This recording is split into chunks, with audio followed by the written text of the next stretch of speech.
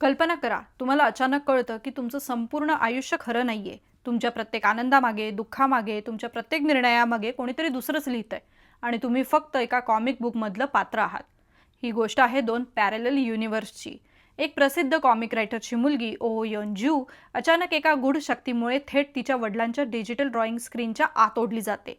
तिथे ती कॉमिकचा मुख्य हिरो कांगचुल याचा जीव वाचवते आणि तिथूनच सुरू होतो फिक्शन आणि रियालिटी यांच्या सीमाच विसरवून टाकणारा एक अविश्वसनीय प्रवास. पण गोष्ट आणखीन क्रेझी होते जेव्हा कांगचुलला समजतं त्याचं आयुष्य, त्याचं दुःख, त्याच्यावर झालेले अन्याय हे सगळं कोणीतरी वाचकांच्या मनोरंजनासाठी लिहिलं आहे आणि मग तो स्वतःच्या अस्तित्वासाठीच बंड पुकारतो.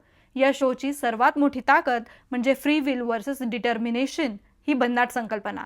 तुमचं आयुष्य ठरवणारा लेखक मोठा की स्वतःचं भविष्य बदलवणारा माणूस. कथेचे ट्विस्ट इतके अनपेक्षित आहे की पुढच्या क्षणी काय होईल याचा अंदाजच लावता येत नाही आणि पात्रांची स्वतःची इच्छाशक्ती या फॅन्टसी जगाचे नियम ज्या पद्धतीने बदलायला लागते ते बघताना तुम्हीही रियालिटी आणि फिक्शन मधली रेषा विसरायला लागतात.